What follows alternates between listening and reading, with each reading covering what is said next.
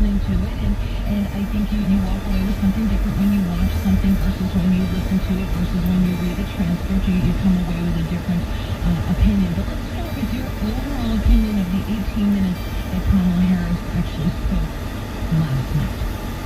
Yeah, look, I thought it was an adequate performance by the Vice President. We heard her have to respond to her evolution on issues like immigration, border security, and the Green New Deal. I think, could use some more calls.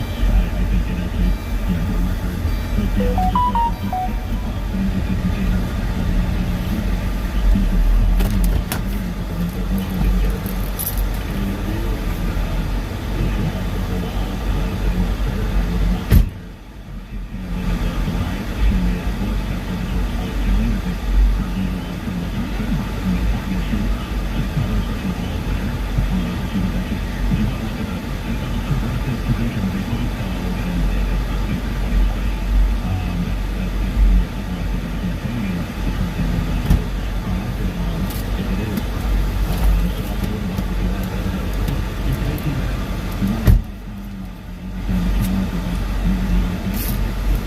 to see that. You're taking not a lot of time on the challenge of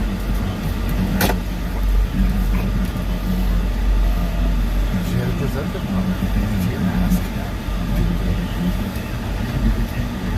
That when she talks, she's specific. Every time.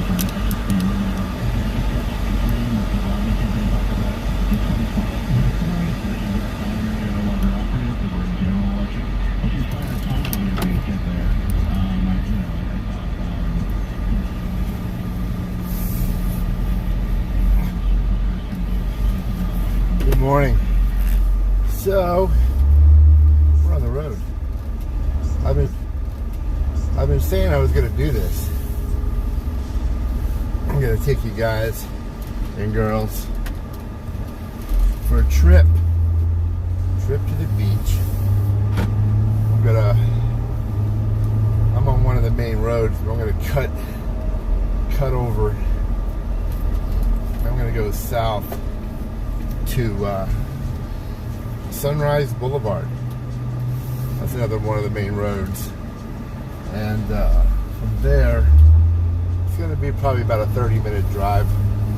You'll see some sights. You'll see some different neighborhoods, different cities as we head west. Hopefully my phone won't overheat. Last time I tried this, my phone overheated. And that's because it was so intense. The sun was so intense that it just overheated my phone. As you can see, it's a cloudy day. It's 86 degrees and pretty windy. I would say we're having wind gusts anywhere from 10 to 15 miles an hour. And then occasionally maybe a little higher. But the reason why you're seeing so much of my dash is that I'm trying to keep the phone out of the sun. So this is a road that one of the newer roads that they built. It's been around for a while, but this section is new. Within the last 10 years, they opened it up to give another way for cars to go north and south. Right now we're heading south. And the next road we're coming to is going to be Sunrise Boulevard. So we'll jump on Sunrise, we'll hang a left. I'm not going to take you on the expressway because you're not going to see much.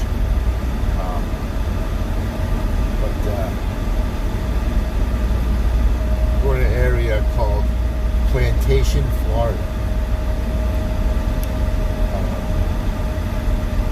I don't know why it's called Plantation. I know when all the politically correct things were going around a few years back, there was talk of changing the name. Because it hurts people's feelings. Just the word plantation. Just a word, right? Just the word plantation hurt people's feelings. And I think that goes with the city of Sunrise, which is their sister city next door. It used to be called Sunset. And years ago when they built it, when the developers built it, the original name was Sunset. And you can find that in various publications, but the main road is called Sunset. Well, they changed the name to Sunrise because they were trying to attract the retirees, and they were like, "Hey, you're heading into your sunset, into the sun. You're heading into the sunset," and that really turned a lot of people off. So they renamed it Sunrise.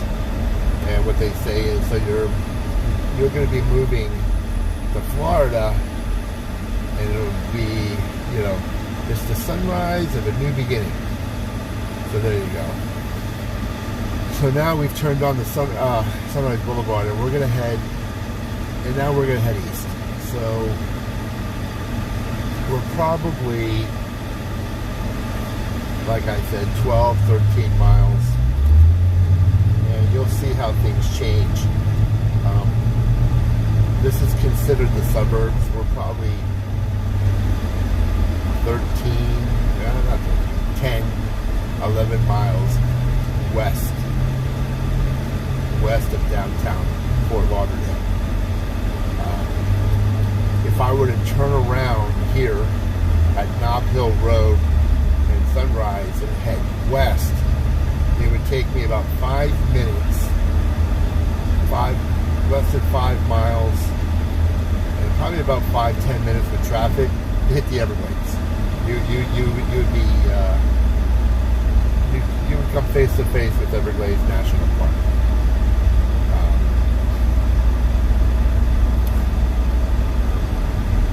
So this is the main road, Sunrise through Plantation. On your right and left are housing communities.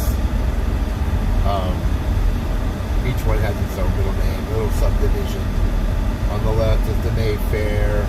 On the right is Jacaranda Lakes.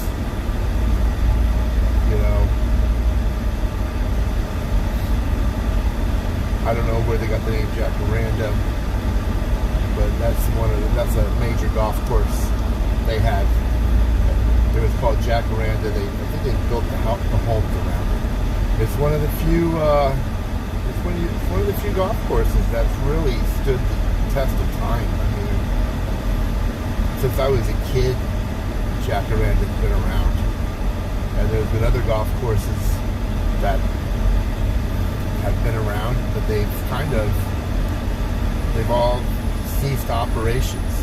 And it's so weird. I mean, you have a lot of closed golf courses, but they haven't done anything with them. They've been around, they've been vacant, unused for like 10 years. They're overgrown. If you didn't know it was a golf course, in its previous life, it's so overgrown now, you wouldn't even know. You wouldn't even know that it was a golf course. So this is Sunrise and Pine Island. Pine Island is a major road that runs north and south. If you made a left and head north, it would take you all the way up into, you could probably go about 10 miles on it. And if you went south, you could probably, you could go much farther, maybe double, triple that. But as you go through different cities, the name changes. Throws a lot of people off, You have Pine Island, and then when you start going south and into different cities, they've renamed that certain section.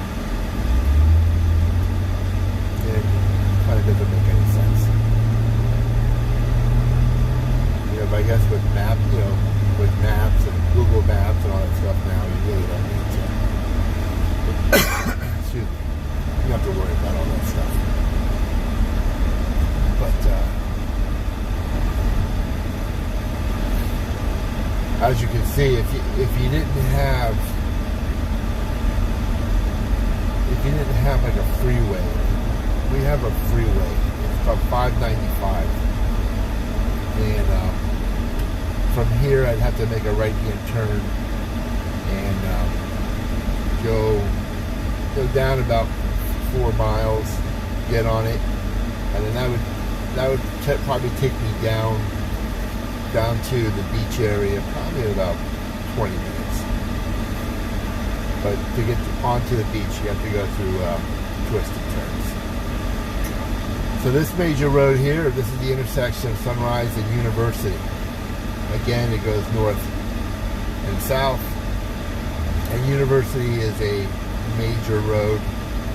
You can stay on this north, probably like Pine Island. You can go probably about 10 miles. But if you go right and go head south, this will take you all the way down into Miami. It changes names. I forget what it changes to. But University Drive will,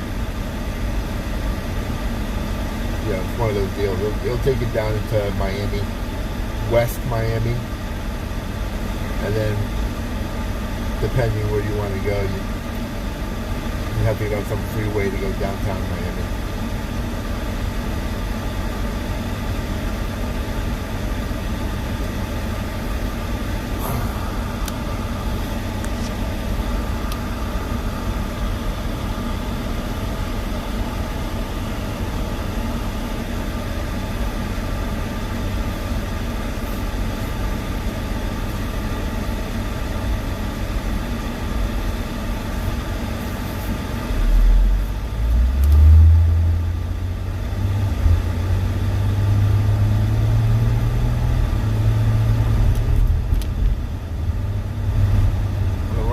Side. I may try to turn the phone a little bit, but this used to be a big Motorola plant on the right hand side. It's been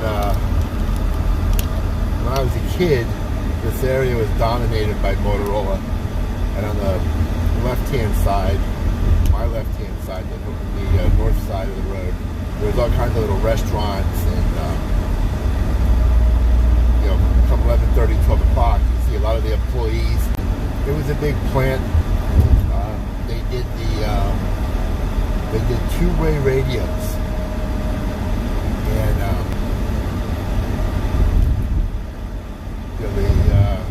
the development of the smartphone kind of killed that business, right? So it's been reimagined.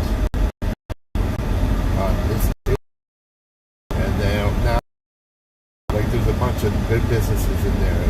Chewy's, I think corporate office is there. I think Uber is still there doing some things, and I think a couple other businesses.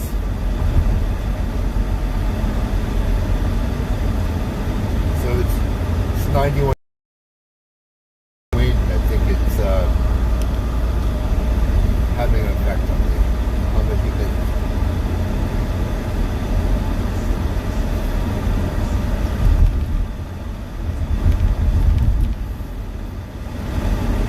So I'm doing 45.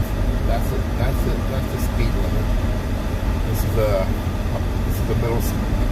middle school on the right, 6th grade through 8th.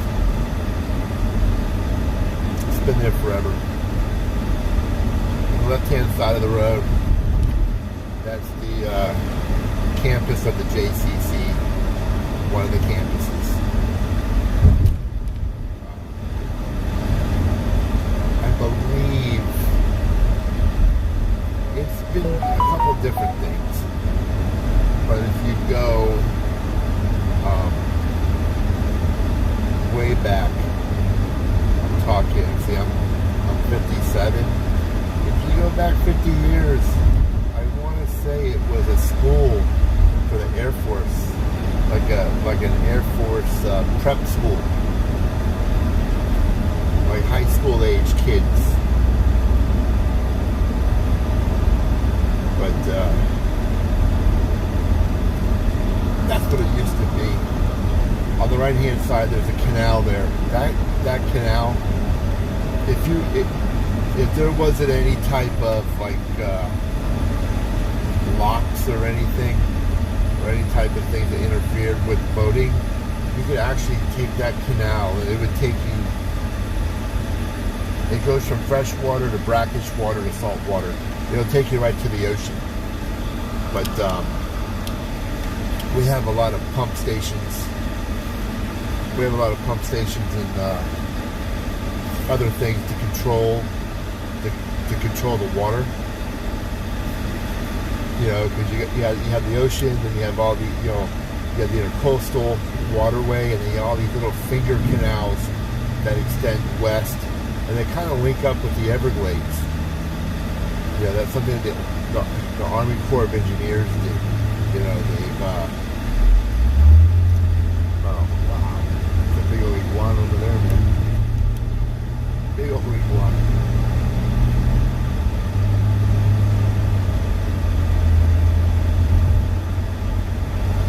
But it's funny, if you see the side of the canal, you might be able to go look at it.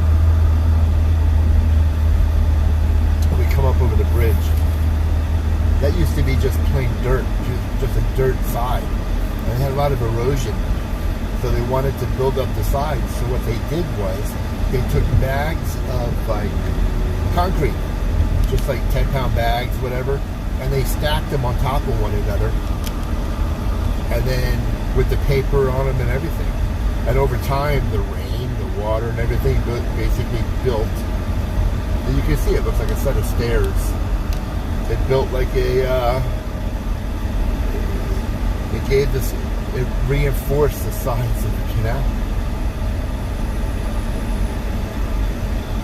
I don't know how good you can see it, but that's it there. And they're dirty. It's dirty. They don't maintain it or anything like that. They don't go pressure clean it or anything. But it's pretty cool how they did it.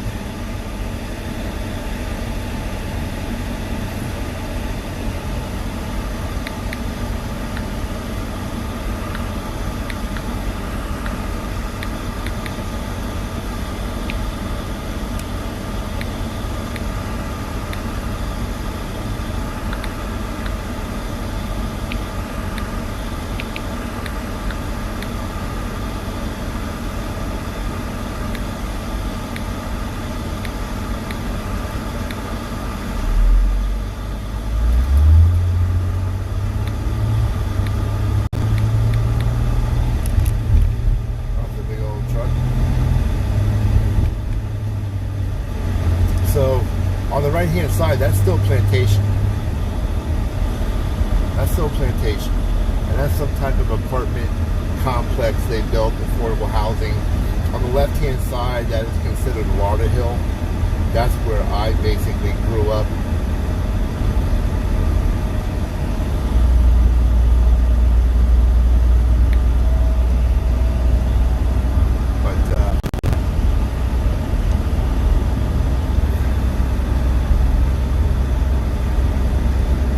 Intersection here, this bridge goes over 441. 441 is a major road. Make no mistake about it.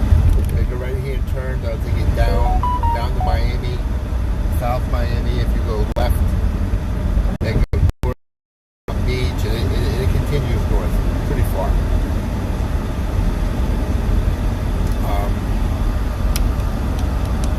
We're coming up to the world famous flea market. The flea market's been around before I was a kid. It was primarily, it was a drive-in theater. It was a drive-in theater, and then it's turned into, now it's basically a flea market. It's one of the biggest in the state. It's kind of gone downhill over the years. They put this pedestrian walkway in, they had a lot of parking. You know, back in its heyday, you'd see thousands of people walking across. And then that was the big parking lot over here. the Thunderbird Drive-In. When I was a kid, I saw many movies there. I remember when I was a kid, we saw a movie called Skateboard. And that's when, now the new technology, if there are drive-ins, you would listen to it through your stereo of your car, right? You tune in. Back when I was a kid, there was a little metal box that you hung on your window. Right? You hung on your window. Or you turned it up and you get out of the car and you sat on the hood. But it was a hangout place. It was a great hangout place, Sometimes you meet your friends there and you walk through the drive-thru. You went to the concession stand. You hung out. You catch 10 minutes of a movie here, 10 minutes of a movie there. But I remember they had 8, 9, 10 screens. All right, so we're getting a little closer. We're heading more. So this area here, you're starting to get into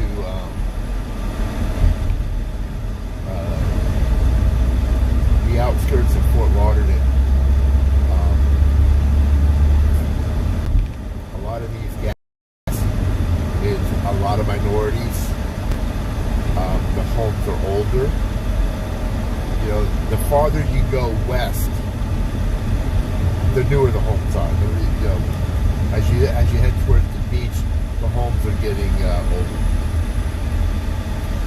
And then now we're on the bridge that takes you over I-95. We all know I-95.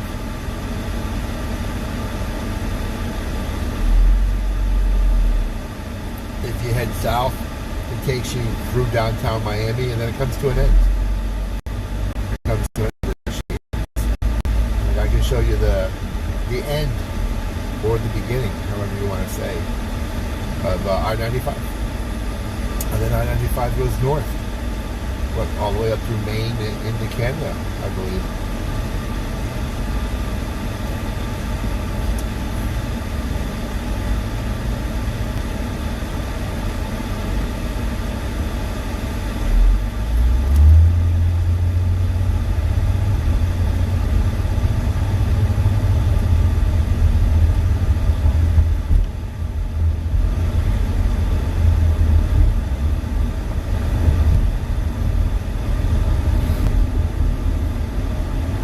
Fort Lauderdale's kind of building up its,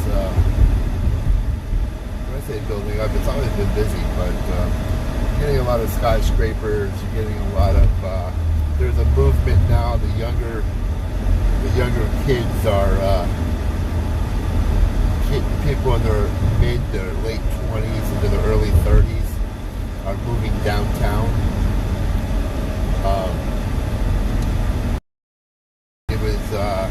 You went downtown to work, and then you left. You left, and then you went,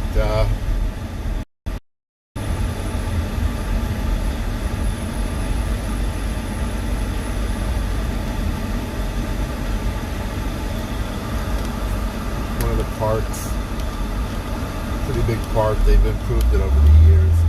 And as you see, the Hugh Taylor Birch State Park is 2.6 miles. Fort Lauderdale Beach, 2.7 miles. So we're 2.7 miles away from the beach.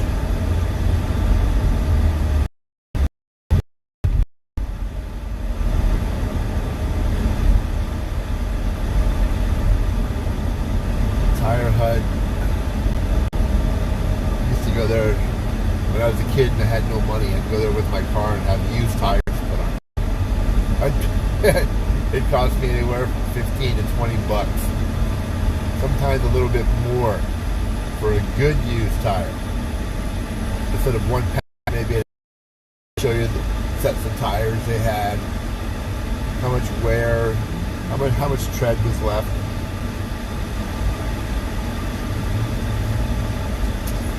But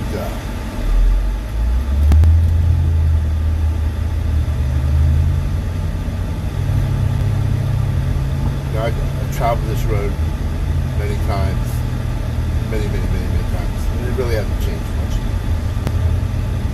On the right-hand side coming up is a Shell gas station, and when I was a kid, they had before food trucks, they had someone set up there with a tent. They used to barbecue, and it was pretty elaborate. It was like you could go there.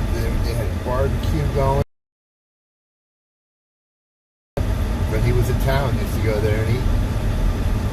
A lot of pictures of Sammy Davis Jr. at that particular place, and then no one cared that he had a barbecue there. And then one day the city started cracking down on all that stuff, right? So he had to tear it down. I'm gonna switch lanes a little bit. Dale's Wheels and Tires, that's been around forever. I don't even know if Dale's still around. I mean, I'm 57 and Dale was there when I was a kid, so maybe it's Dale's kids. Andrews Avenue right here, if you make a right-hand turn off the Sunrise. That'll take you right to the heart of downtown Fort Lauderdale. We're just north of downtown, the Skyline. Mona's Bar, this motorcycle shop's been here forever. So, what you gotta watch here, you don't get hung up on these train tracks. Pretty dangerous. It's not uncommon. The cars. We've had a few cars in the past few years get hit, and people don't stop. They get screwed. They try to go across, and they realize that the cars are stopping, and the next thing you know, they're sitting on the train tracks, and all of a sudden the bells start going off, and everyone goes into a panic. And terrible.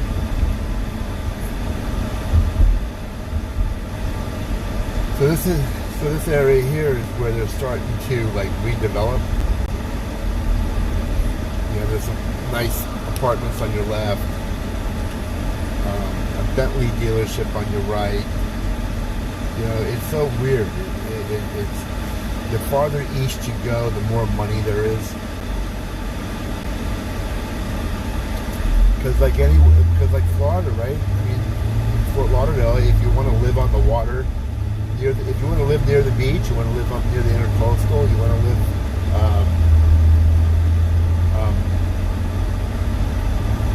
just live on the water. It's expensive. I mean, the price of homes has gone up.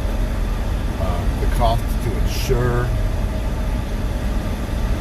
the homes has gone up. I mean, I live literally. I know I keep saying this. I live 15 miles from the beach. 15 miles. And my home insurance has tripled. And I also need flood insurance. Got to have flood insurance. Because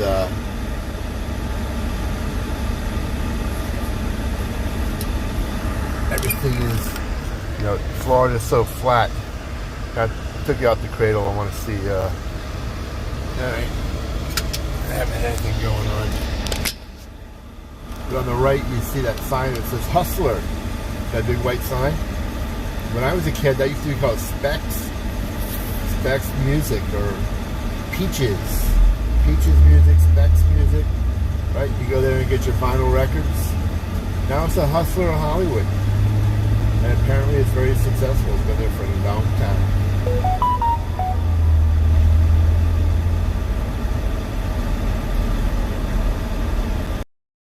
Area called Victoria Park.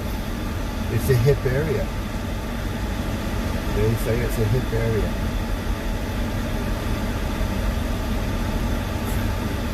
I don't know if I want an apartment right on Sunrise Boulevard. Sunrise Boulevard, because you're so close to the beach, it's busy. It is busy.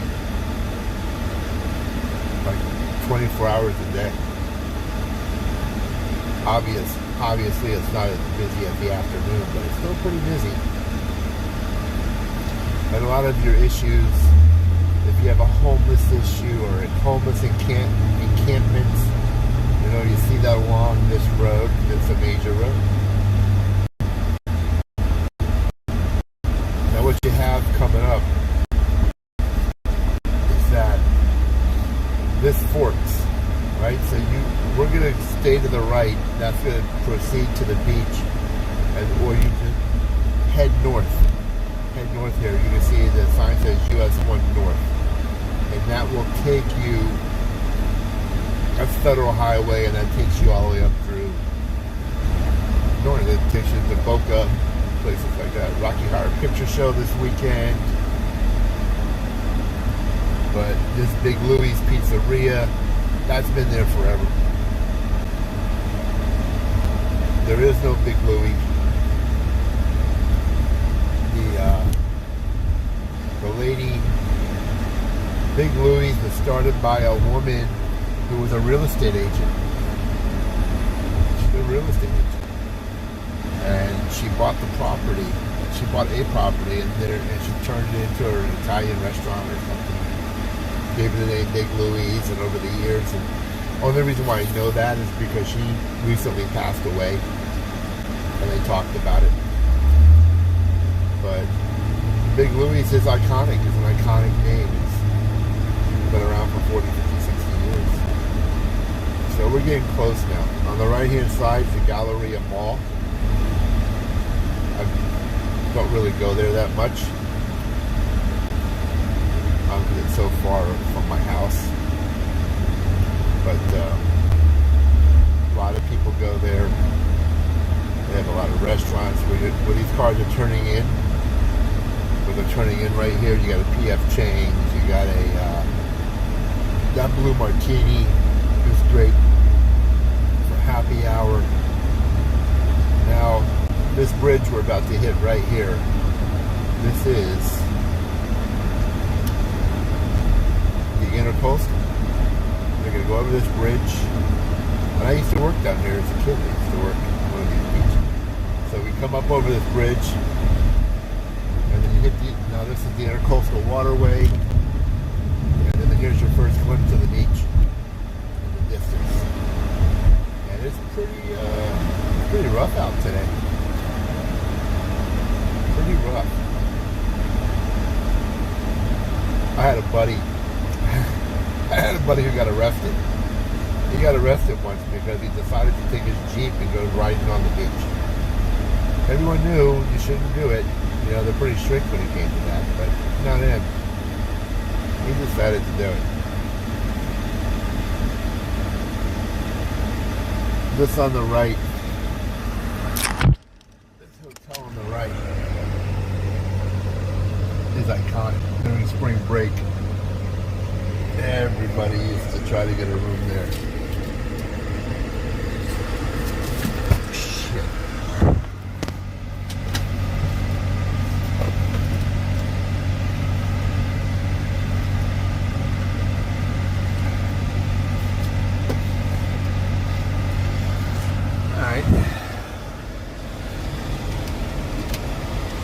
I just dumped, not all my coffee, but a pretty good portion of it. Just took a nosedive. Just took a nosedive.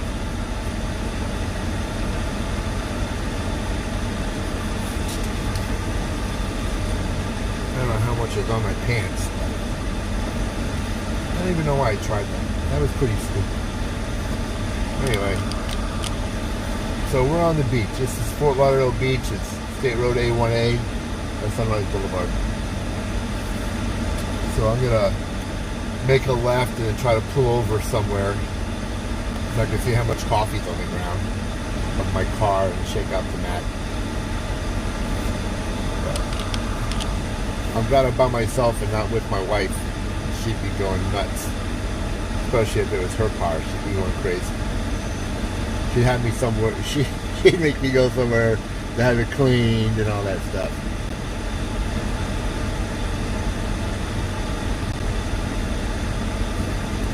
I had an accident here one time. I was heading north where those cars are coming north to make a left. And I was heading north, leaving work, and some tourists didn't realize they were in a turning lane and they just cut out in front of me. Just cut out in front of me. I rear-ended them. But here you go. Here's the beach. Alright. Seawall.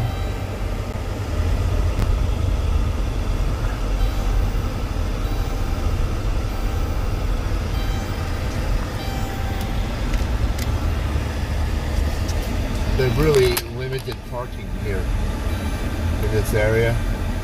It used to be, you could pull right up and park, and now everything is parallel park. They've eliminated a lot of spots. So I'm gonna see if I can find a spot. You used to be able to see the water great when they had to build this beach. They piled sand up. And the reason, oh my God, there's a boot. Someone's got the boot on. Oh my God, you better pay your parking tickets, huh? But they had to build up they had to build everything up because during what we call king tides, the full moon and everything, it would flood. The whole area would flood. It's crazy. But I'm gonna pull over. And I'm going to keep you guys going. I don't want to open the door yet. There's a bike lane right here on my left and someone coming on a bike. I picture it now. Open my door, they swerve, they go into the road, they get run over, and I get arrested. Alright, let me open my door.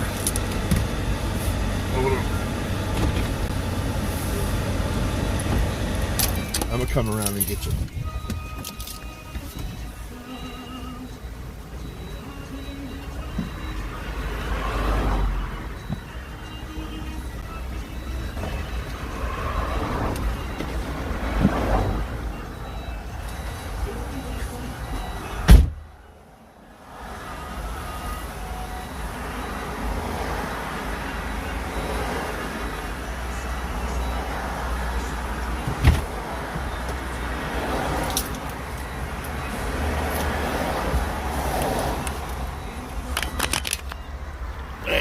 Take you off the cradle. We'll walk down, give you a look at the beach.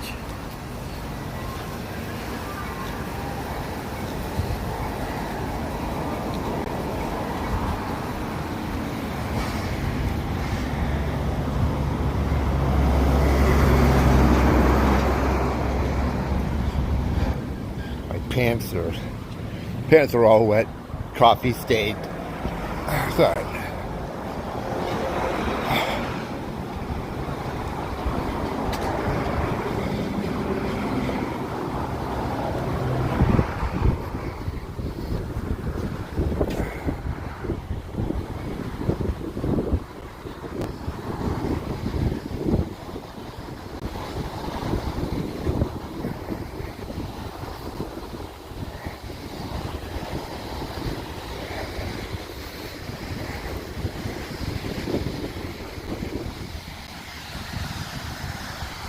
Red flag conditions.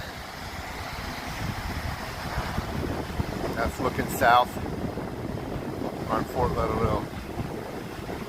Fort Lauderdale Beach. And we'll turn, start panning. Look a little north. It's rough out. It's windy.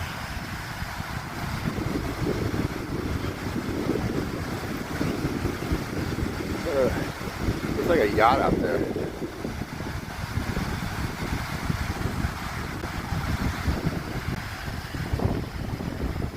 can see the palm trees, right? Coconut trees.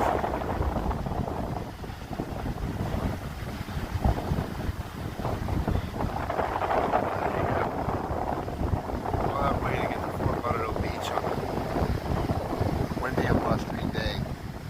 If you come down here on the weekends, it'll be packed.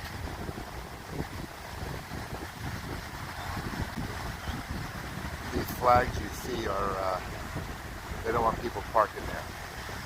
And here's the typical deal right here, right? See this rainstorm coming? This rainstorm is going to chase people from the beach. And it'll rain all of about 5 or 10 minutes.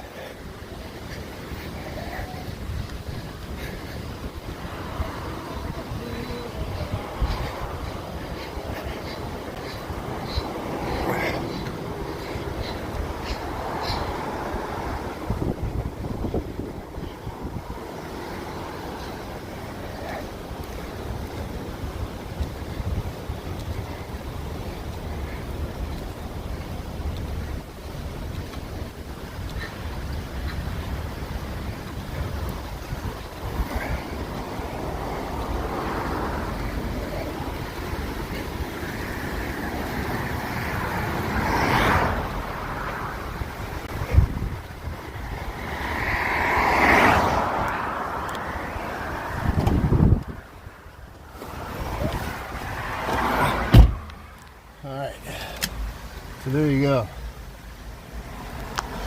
That's the drive. I don't know how long it took. It's been broadcasting, what, 40 minutes? So, it took about 40 minutes. 40 minutes in traffic. But,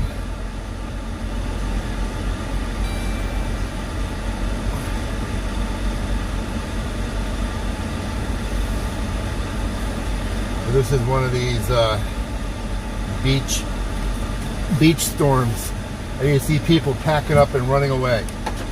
The people are packing up and hightailing it because they know. They know.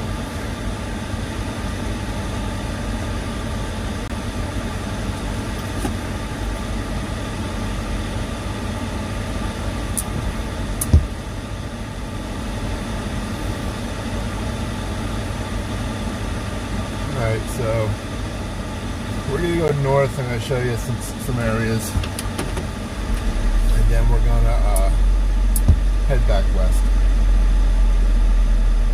I have an appointment at 2 o'clock, and I don't want the coffee all over my pants. It kind of smell like, I know it'll dry and kind of fade a little bit, the coffee stain, but so here you go. Everyone's leaving because of the rain, but it'll be gone. It'll be gone. Literally, it'll be gone in 5 minutes. These are all homes on your left-hand side, behind this wall. They used to be real old homes, like you see here, and over the years, one by one, they sell, and then someone comes in, knocks it down, and they build these 2-story like modern homes right on the beach. And I can't really underestimate how much it costs, how much they cost, right? Because when you build a home like that along Fort Lauderdale, on the beach, you got to use special construction methods. You got to use special material. You have to use a lot of material. You have to use material that won't corrode from the seawater. So they use a lot of copper, stainless steel, just a lot of stuff. But down these little roads here, a lot of little places where they have Airbnbs. But all these homes, they've only popped up within the last 10 to 15 years, and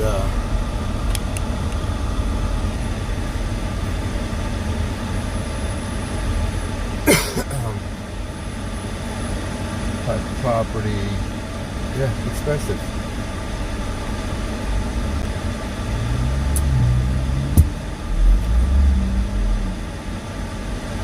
I don't know what everyone's doing. This lane's not moving. I guess they're sightseeing. But the rain didn't come down too hard, right? But it was enough to chase everyone away. a lot of people away. That beach that we just left is when they had the air show, the air and sea show. The main focal point is right there at Sunrise and A1A. They have a lot of activities there, and then the Thunderbirds, they go up and down. But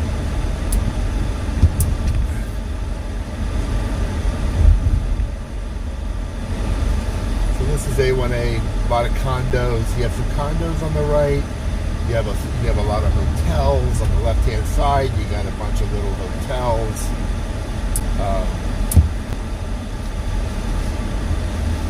Slow moving. You got to have patience.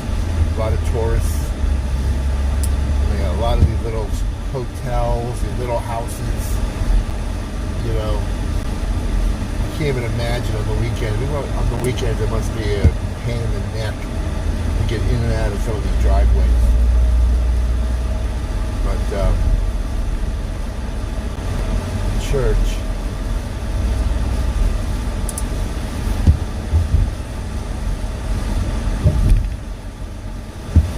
I think we're kind of following that storm.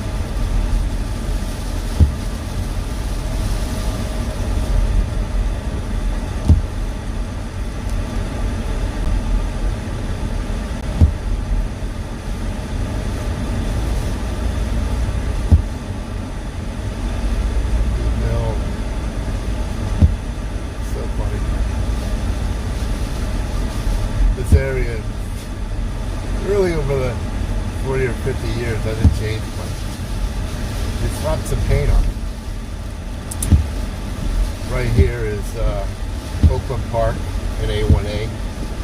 This is in the shopping plaza to the left is a place called Materano's. A famous chef, cook. I think he calls himself a cook. I don't know if he calls himself a chef. Been on a lot of TV shows. That was his first place, and he's there all the time, cooking, DJing. Posts a lot on Instagram. That's Materano's, and you'll see a lot of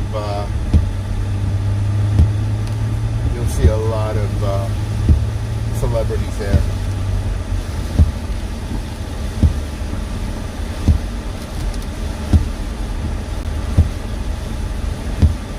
If we were heading south, we'd probably be out of the rain already, I'm thinking. But this happens. These rainstorms along the beach, they pop up all the time because you have the warmer air from inland hitting the colder air that's over the water, and you get these pop-up storms. I mean, something that you deal with. I remember when I worked on the beach, you couldn't even see it coming. You couldn't even see it. It was so dark out. You know, we didn't have smartphones or anything like that. And then all of a sudden, at midnight, it would be like pouring, flooding. You know, I worked at a hotel. Everything was starting to flood. And then, boom! In 30 minutes, it's over, and damage has been done.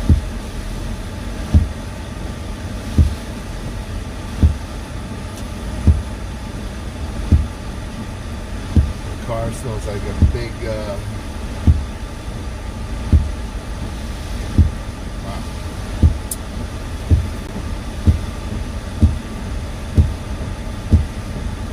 Rain's pretty heavy.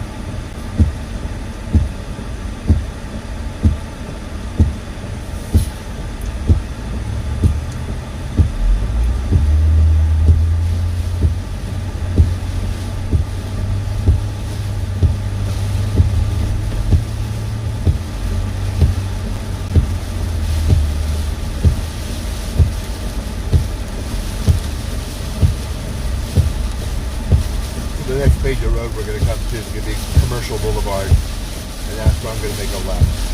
I'm going to make a left and then head west back towards my mom's house. Jump in there, change clothes, and then I got to head to an appointment. Just TBH to get a haircut.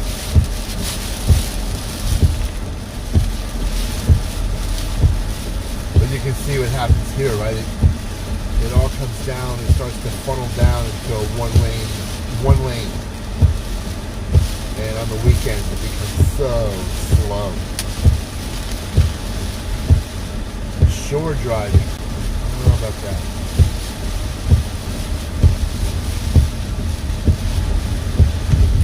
All this right here, it opens up to the public. It becomes like a parking lot. The city charges you money to park. And then here, I'm gonna do something I've never done. I'm gonna make a right here. This is hibiscus.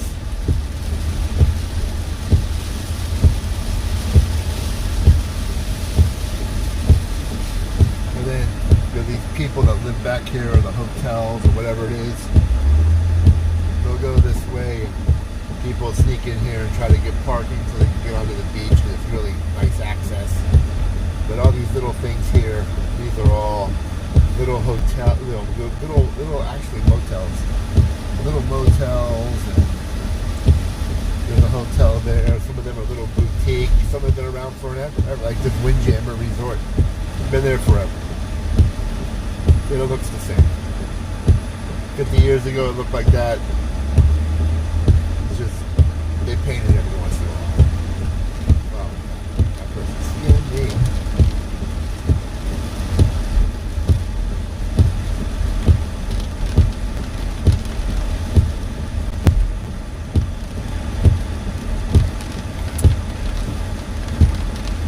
The little restaurants and cafes. On the other side is the beach, but I'll make a right-hand turn right here. And what this will do, so if you make a right-hand turn here, little beach shops, there's a pier. There's a pier with a little cafe there, an organic cafe. I come here quite a bit, the Aruba Beach Cafe, really good seafood. So lunch and dinner valet parking is $10, VIP is $15, and Aruba in the beach is $25. I don't know what that means, but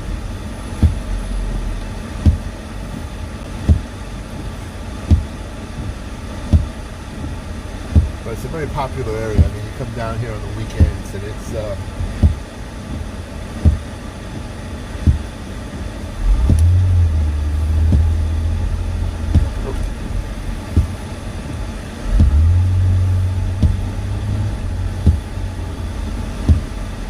cop walking in the rain. Taco bar. But there you go. So if you were on Commercial, which is a major road I've been on before with you guys, if you take that Commercial Boulevard, this is where you would run into the beach. Any of the roads, Commercial, Oakland Park, Sunrise, any of those three roads will take you from east to west. So here's Commercial, right? It just shows you that little circle we went through is the beginning of Commercial Boulevard, right on the beach. If you stay on this road, it'll take you. You'll come to the end. The end of it will be the Everglades, and there's a highway there, I-75. Let me show you this Sawgrass. So this traffic right here, this buildup, is because the bridge is up. The Intercoastal Bridge is up. During the week, it goes up I believe it goes up every half hour. So at 12 it'll go up, 12:30 it'll go up. Unless you really are in a hurry or something, you can, the boat captain can radio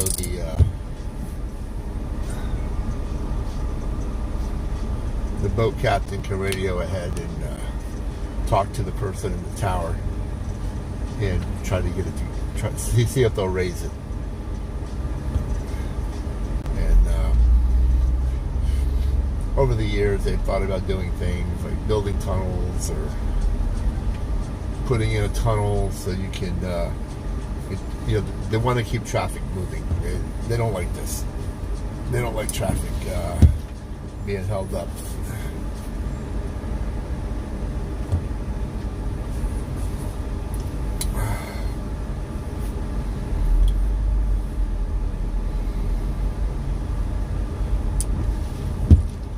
They got some construction going on over there. It's going down to like one lane. Public parking all day, $10. I think we're gonna make a right. I don't understand. The guy switched lanes. You ain't going anywhere, dude. But I'm not gonna fight with you. Let's see what's going on.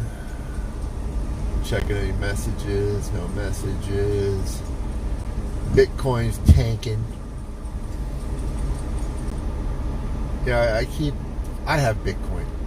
I've had it for a long time. So I'm way ahead. I don't have a lot, but I'm way ahead. And everyone keeps going, oh, it's going to go on a bull run. The next bull run. I don't think there's going to be a bull run.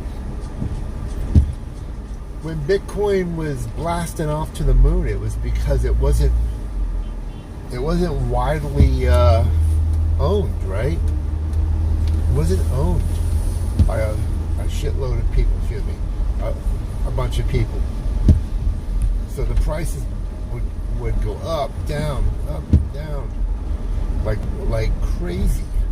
Now it's starting to become, more people own it. More people own it. It's in ETFs. So this is a community because the traffic is, there's something going on ahead of us near the bridge. Looks like it's going down the one lane and the traffic wasn't moving, so I'm gonna see if I can get through this and get back out to the main road and go the other way. But I don't, it's so funny, you see this community, right? You would think this is like a normal community. This community could be anywhere, right? If it was 10 miles to the west, the homes would be 400,000 or 500,000.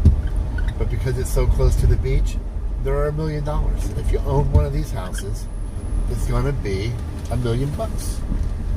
No problem. No problem. $1 million easy.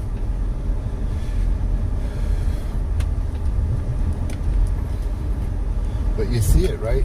Everywhere where there's a for sale sign, it has a pending sale on it.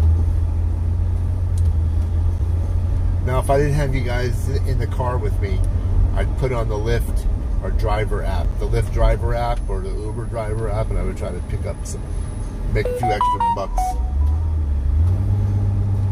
I see other cars trying to do the same thing I'm doing, getting out of here. I'm going to make this is Ocean Drive, A1A. You hear them mention it when they talk about South Beach.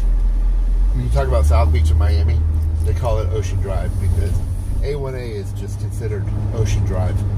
A1A is A1A. Whether you're in Miami, Fort Lauderdale, or you're up anywhere along the coast, all the way up into northern Florida, it's all called A1A at Ocean Drive.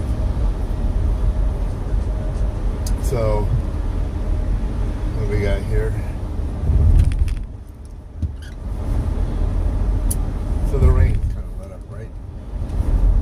But this road situation here hasn't changed since I was a kid. It's one lane, a turning lane, and it gets backed up. On the weekends, it becomes very frustrating. Very frustrating. People, luckily you don't hear a lot of people having issues or accidents or, but it can become very frustrating.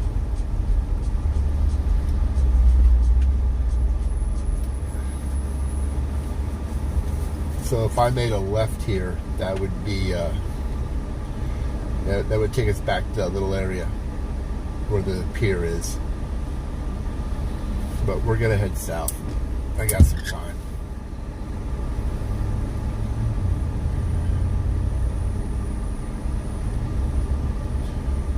You see a lot of these little places, a lot of these little restaurants and stuff, they change names and so frequently because they literally,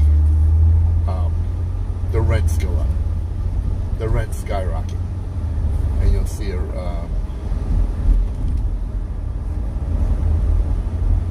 they'll be here for a while, a few years, and then boom, they're gone. No matter how popular they are, they're gone. And then they move maybe a few blocks off of this main drag, and that's mostly because of the cost of rent. Cost of rent just goes up.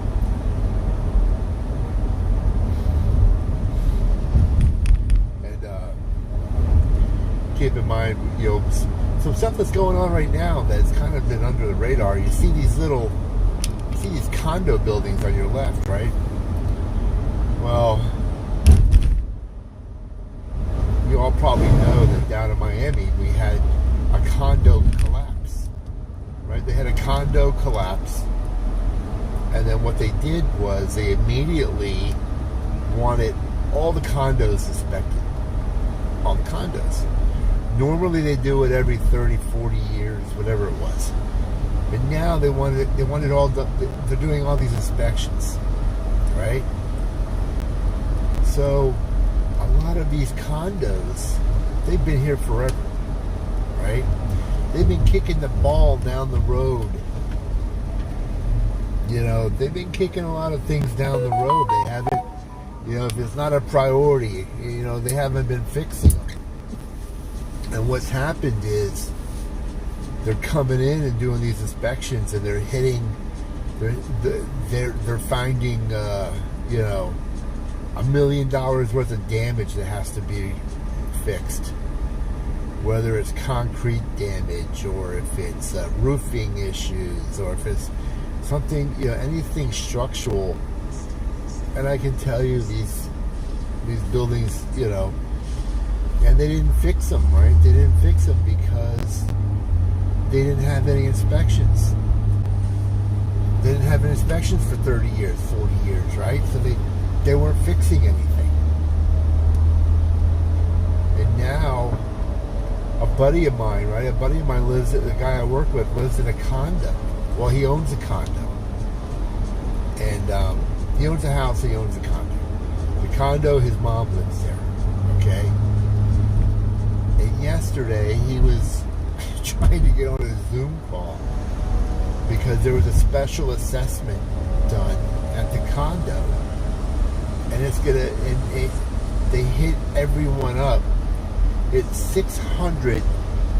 It's something crazy. It's like they're doing an $800,000 special assessment, and everyone has to come up with like 15 grand. Like 15 grand. And he showed me the schedule. It's like by next month you gotta give them you have to pay $5 grand, and then for the next like 3 or 4, I think next 4 months, 5 months is $2,500 a month. Who can do that? I don't know. Just because you live on the water and on a condo doesn't mean you're rich. I'm sure there's some people it won't be a problem. Then how are they going to pay it? I don't know. So they're taking out a loan, and they won't take out a loan, right? They won't take out a loan to pay it, and then have the unit owners pay over time, because what happens if you sell the unit? Then you got to try to transfer everything into the new person's name. You have to. It can hold up a sale. So they're in a tough position, and this is happening all over the state. And then you see what happens, and I say this all the time. This that tragedy happens, right?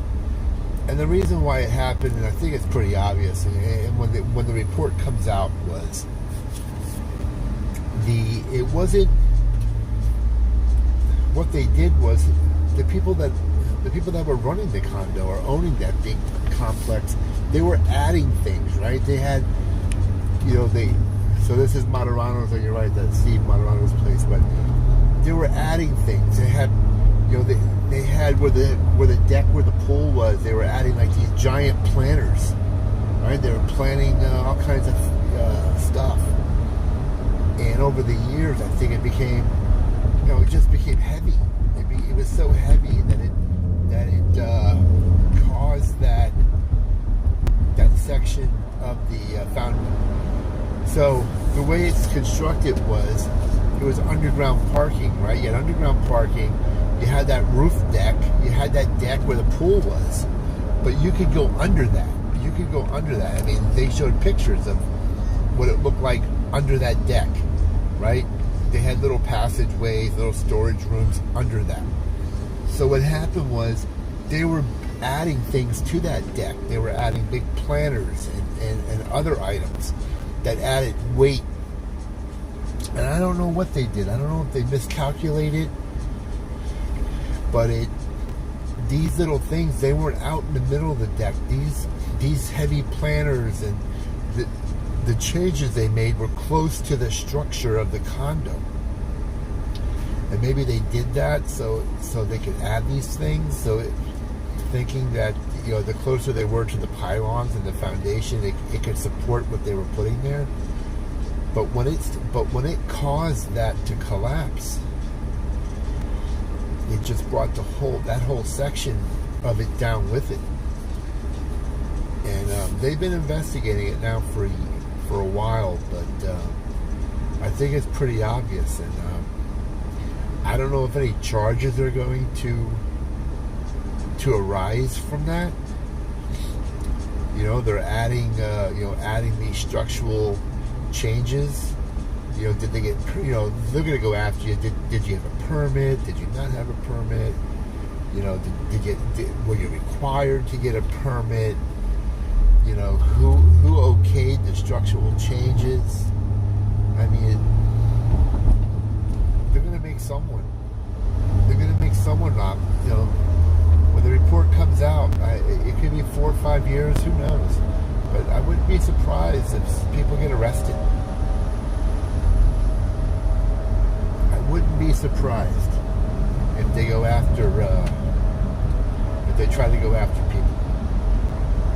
So I'm sure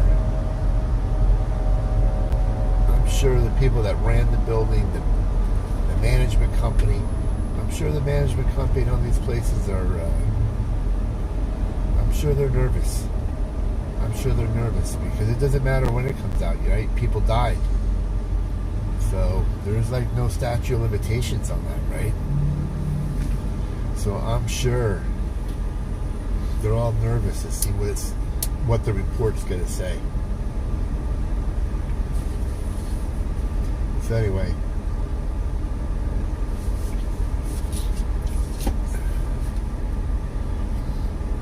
I'm broadcasting this on Twitch under Just Chatting, and going to YouTube. I'm using a program called Streamlabs. Seems like it's pretty easy. Do I make money off of this? No. But do I care if I make money off of this? No, not really. I'm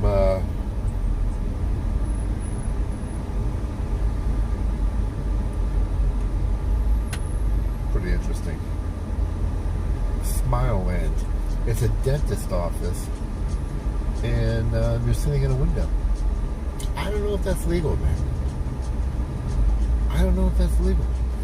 Check this out. It's called Smithland, right? It's over there. And it's a dental office, right? And there's 2 rooms on the bottom and 2 rooms on the top. And I gotta tell you, I don't know if that's legal. Because when you're dealing with the medical stuff, right? You might there's HIPAA laws, right? There's HIPAA laws. I wonder if it's a HIPAA violation. I mean, unless there's a way that they get that. There's a way that before they bring someone in, they can like push a button and smoke the glass. You see that new technology, right? Where they hit a button and the glass turns white. And you can't see in there.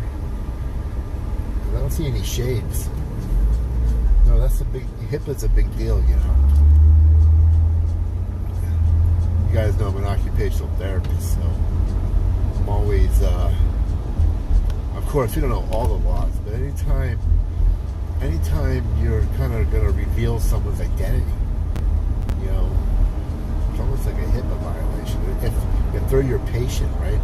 If they're your patient, you're talking about them or mentioning their names, or you have a file where someone can see their name and address. You know, I don't know what HIPAA was meant to do, but now, you know, like anything, it might have been for one thing, but now they apply it to everything. You know, everything's a HIPAA violation. They pull into the parking lot, and if your closed circuit TV gets their license plate, that might be a HIPAA violation. Who knows? All right. So what did we do today? So we went Sunrise Boulevard straight to the beach, drove through the rain, turned around, I dumped coffee on myself. So now I'm gonna head home. I was gonna do more with you guys, and I was gonna do more, and then from wherever I was doing, go to my appointment. But now, because I dumped coffee on myself, I don't know if I want to go to my appointment smelling like coffee. I don't know. So this area right here hasn't changed either. On the left-hand side, that green building, that sign, it says Peter Pan's Diner, right over there. That's been there. When I tell you it's been there forever, it's been there forever, right? We've had trucks run into that place. Trucks that were trying to beat the train, and they're hanging a left or hanging a right or doing something, and they freaking crash. They jumped the train tracks, went into the valet parking area, and crashed. And the owners fixed it, and it's still there. So that never changes. The fetish factory, not forever, but pretty close. A lot of dental offices.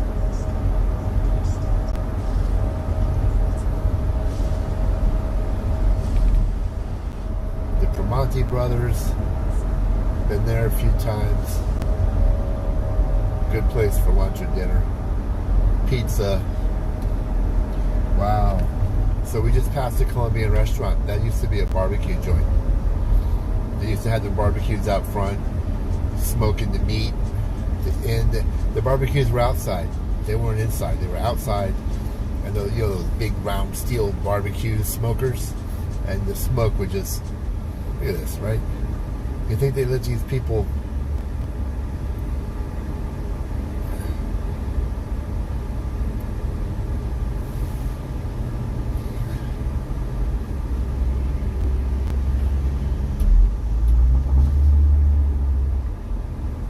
I hate that. See, you got this idiot here.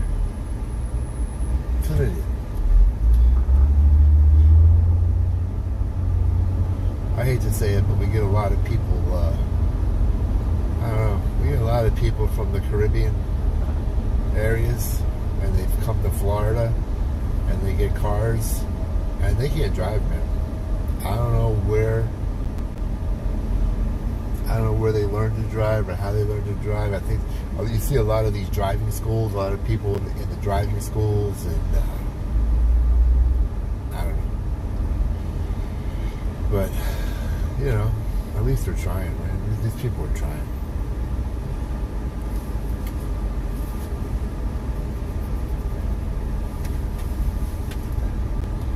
I'm just looking around like you guys. I really don't, because I live so far west, you know. I live 12, 15 miles west from the beach, and from this area, I'm probably half that. But you don't really come this way, right? If you live out west, everything is out west. You know, like when I say west, you're in Broward County, right? Broward County from the beach to the Everglades is about 15 miles. And it doesn't sound like a lot, right? But the people that live out towards the Everglades, they really don't come east unless they really have to for something. Everything is there. Your dentist, your the grocery stores, your entertainment. You're not. It's not like you live in some country place, and it's like you live out in the country, and to go to the city, you got to drive 10 miles to get all your stuff. And no, it's not like that. It's so weird. It's like the people that live east, they really don't go west. You know, we have a P.F. Chang's out west. We got a P.F. Chang's out east. We have a mall out west. We have malls out east. You don't cross back and forth. You know, it's just so weird. Like I told someone that you could actually live out west, 15, out towards the Everglades, and never see the beach in 30 years. Because there's no reason. There's no reason to go there. And there's people who, I mean, there's people that schedule vacations. We have what they call stay vacations. So we leave our house and go maybe rent a room at a hotel. You know, you get a room at a hotel. And to us, it's like a vacation because we don't go there. We have swimming pools. People go out back, they sit by their swimming pools. I always say to myself, man, I should enjoy the beach more. I don't know. It's a whole different way of life. It's funny, I go on cruises. You know, I go on cruises because I'm 20 minutes from I'm literally 20 minutes from the port by freeway. And people say to me all the time, you know, the people that I go on a cruise, and most of them are from the north, and they're like, oh man, you're so lucky, you must go to the beach all the time, everything. I'm like, no, I haven't been to the beach in 3 or 4 years.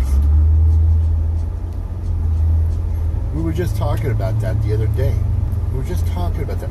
My son, he's 14, and maybe he's been to less than 5 times, and he's 14.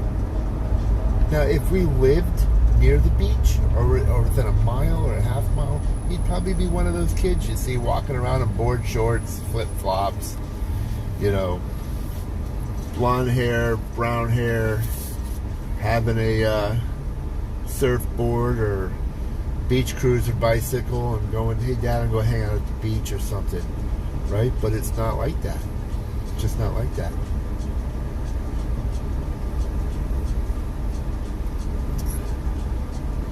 It's just so weird. And now it's like he doesn't even want to go to the beach. I'm like, hey, you want to go to the beach?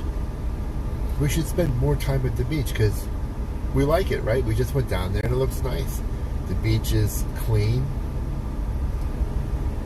You know, people down there hanging out. But it's almost like a whole different way of life. The people that go to the beach, it's an entirely different way of life. They dress differently, they look differently, they do everything different. Like if you took people who live along the beach and you took people who lived out near the Everglades and you put them side by side, they're totally different. They look the people the people near the beach are more tan. They have different types of clothing. They wear a lot of flip flops. They wear a lot of, I call them flip flops. I don't know what you would call them, sandals, shorts. And then the people that are non-beach people, right? They might be wearing jeans or longer pants with sandals, you know, different color clothing. It's so weird. It's so weird how there's such a difference. But if anyone's in the chat and you want me to drive like this to the Keys, take it down to the Keys. So that's always a topic. Someone asked me, so you live in Fort Lauderdale, how long would it take you to drive to the Keys? Okay, here's the deal. If I left my house and headed west, right? If I headed west, it would take me, it would take me, hold on, let's see if I can, see if my phone's dirty.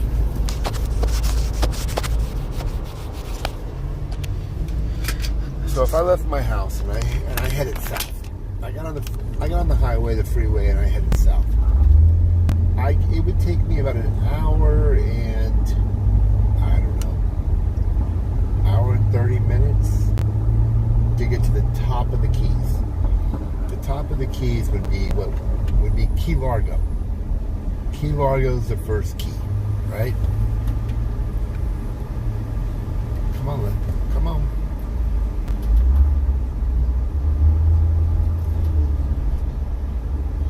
It would take me an hour, yeah, about that, maybe an hour and a half, right? Because it's pretty far. You got to go from Fort Lauderdale, you know, from Broward County. It would take me an hour, yeah, about that, maybe an hour and a half, right? Because it's pretty far. You got to go from Fort. It'd take you about an hour, 15 hour and 30 minutes to get to the first key, which is Key Largo. Then, to go from Key Largo down to Key West, it's probably going to take you 2 hours. Over 2 hours. Because in the Florida Keys, it's a 2-lane road.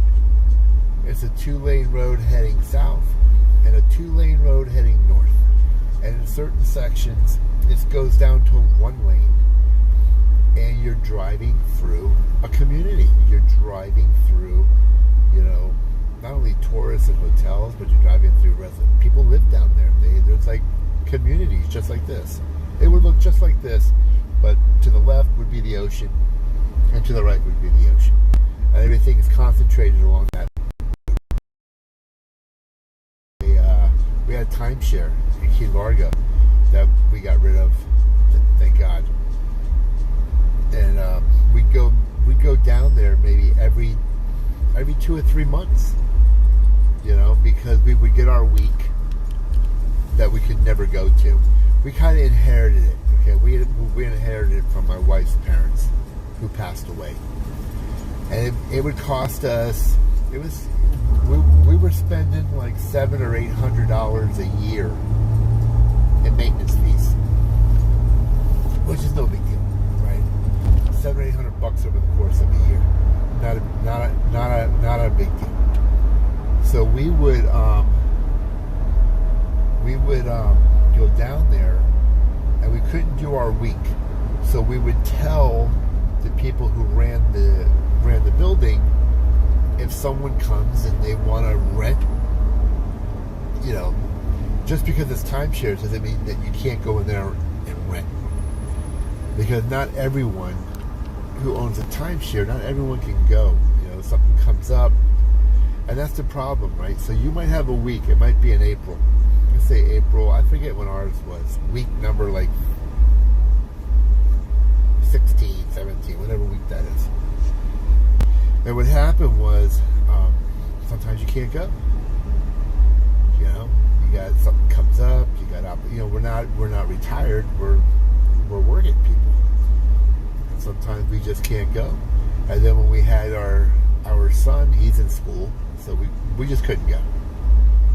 So we would tell the people there, hey, you know, we can't use it this week. If you have anyone who inquires about rent it. You know, can't go. So every year we had it. They would rent it, maybe not for the whole week, but they would rent it for 2-3 days here and there, 4 days, and they'd tell us, hey, you know, you got $400 in the bank. We were able to rent it out for 3 days. We took a little bit off the top for setting it up for you, but we put $400 in the bank.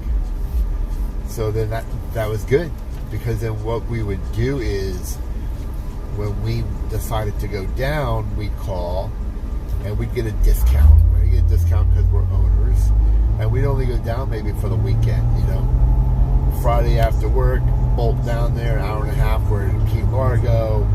Spend the weekend, Friday night, Saturday night, come home Sunday. And the money that they would bank for us would actually pay for the room, right?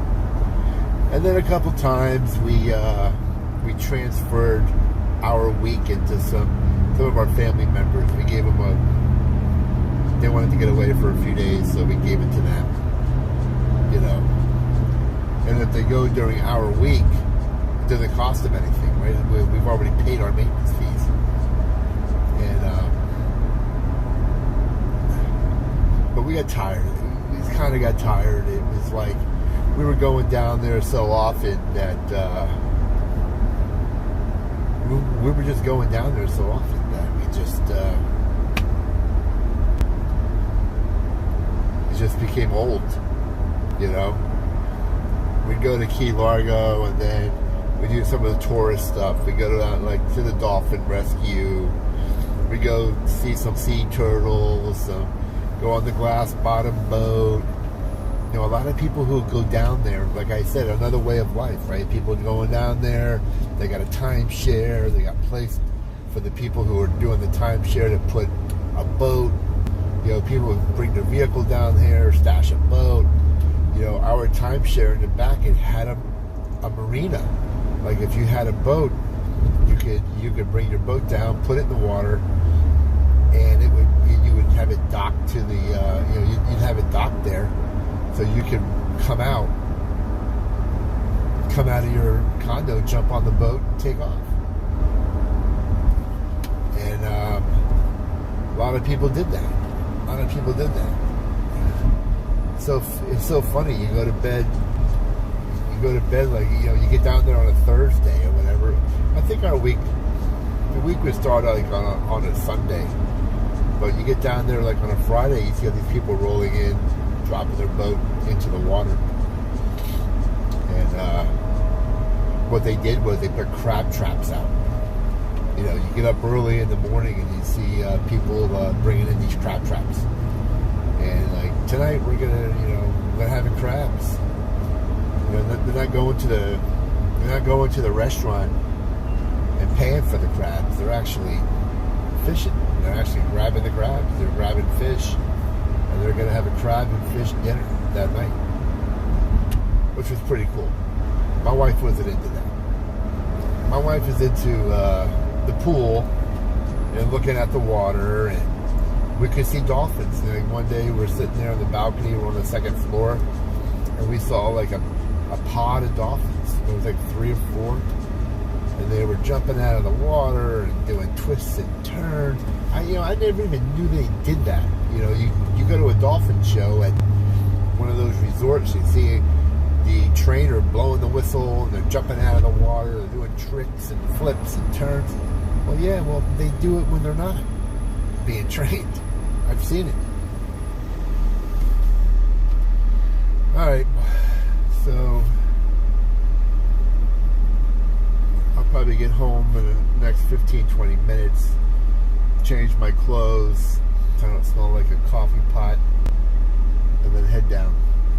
But I'm going to sign off now. I think you, should I sign off? I guess I could sign off now. Maybe not. So this is, so on when we were on Sunrise, I said we're going over the bridge of 441 that goes north and south. It's a major road. You can take it for a long distance. Well, now this is 5 miles north, probably. This is Oakland Park Boulevard, and it doesn't say 441. Now it says State Road 7. What's the difference? 441 or State Road 7? I don't know. So what happens is someone might ask you a question and they're like, hey, we're looking for 441. I'm like, well, you're on 441. Well, it says State Road 7. Same thing. It's the same thing. I don't know what it says on Google Maps or anything like that, but it's the same thing. But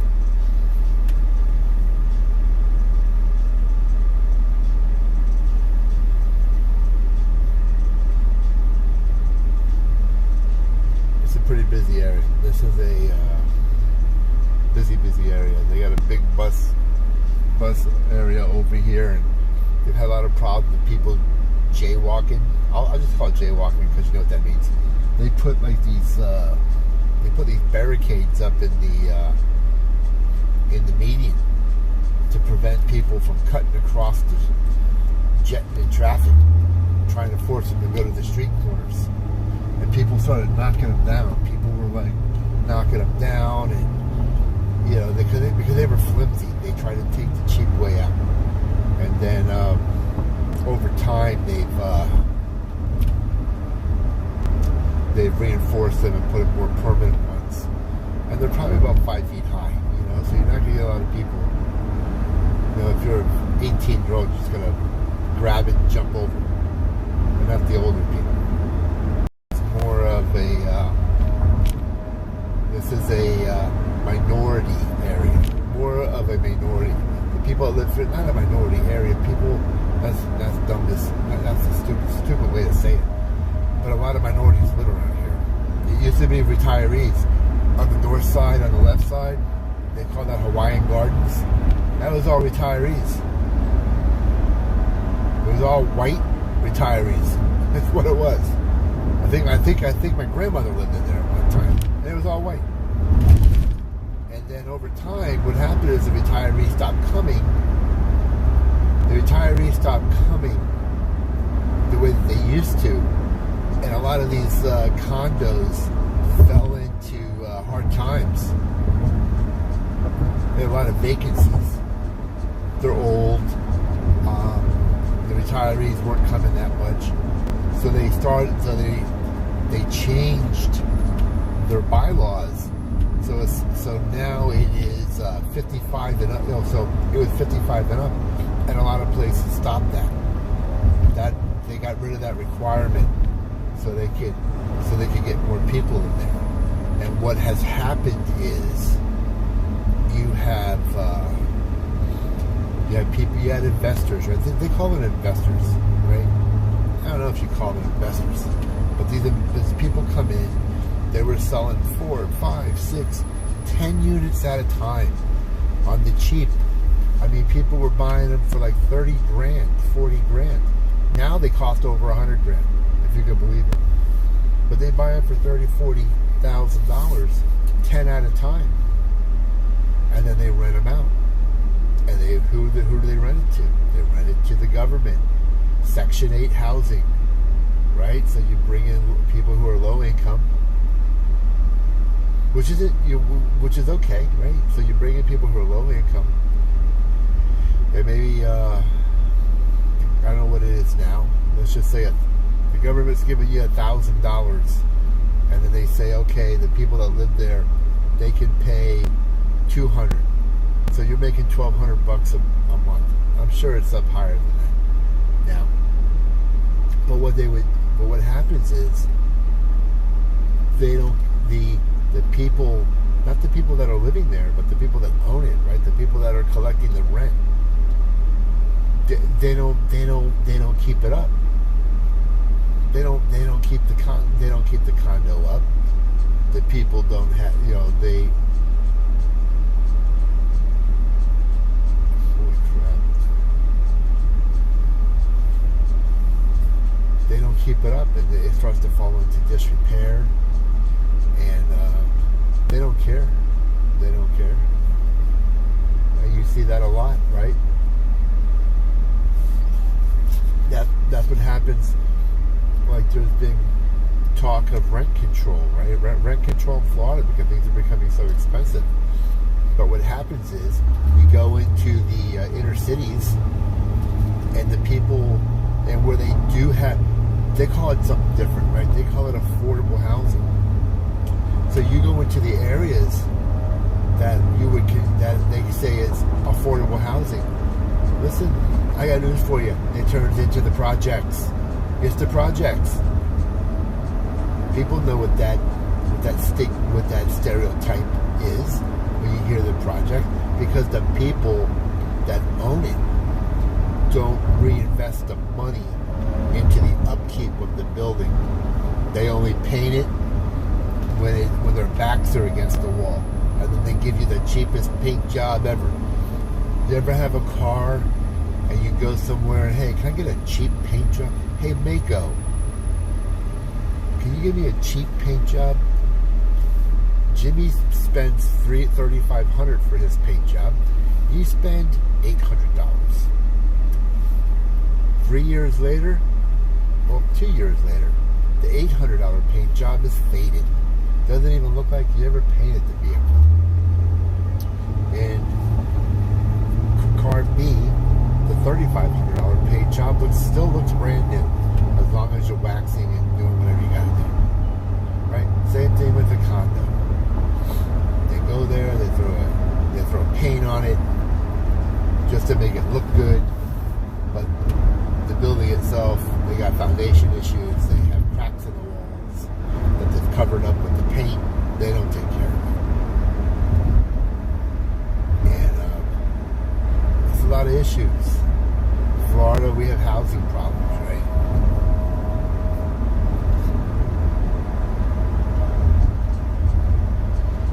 We have a lot of affordable housing issues, like I've said this before, as an occupational therapist, I do home health, right?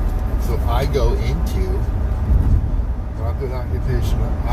people's homes. I go into people's homes to treat people. And I'm telling you right now, it is not uncommon to have the children, the parents, and the grandparents all living there. In I've seen a 2-bedroom house or a 2-bedroom apartment where the parents are in one room, the grandparents are in another room, and the kids sleep in the living room. The dining room has a mattress on the floor, and they got bed sheets hanging from the ceiling to section off a little area that when they sleep, and when they get up in the morning, they stand up. They push the mattress up against the wall, so people can walk around the dining room table. I've treated people, and I'm treating people,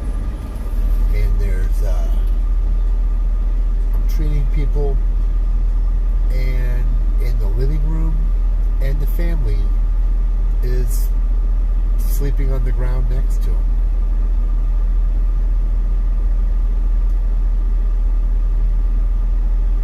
Sad.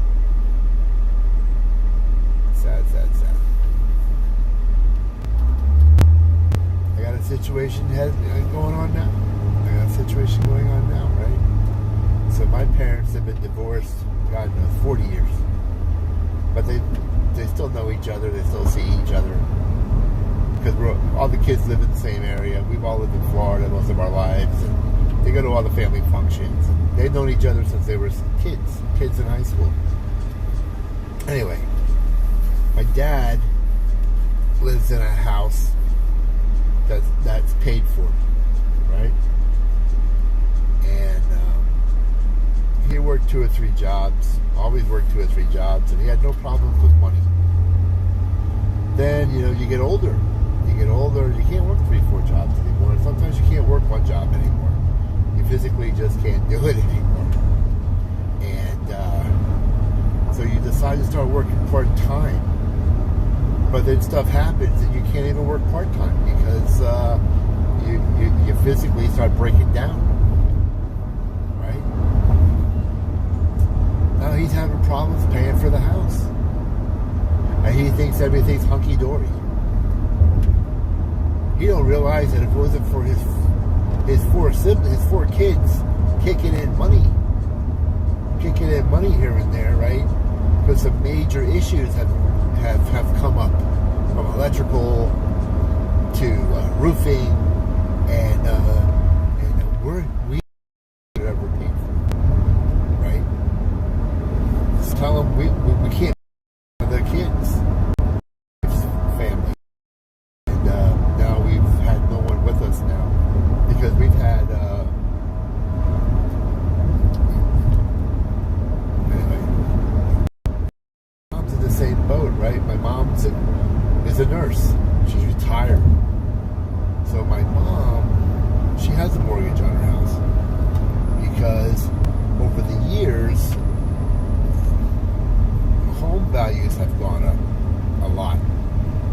So she was taking advantage and she was sucking money out of the house. She was sucking money out and she was going on trips.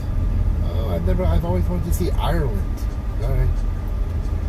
So, when you're refinancing your house, not for repairs, so you're letting your house needs a paint job, your house needs air, and there,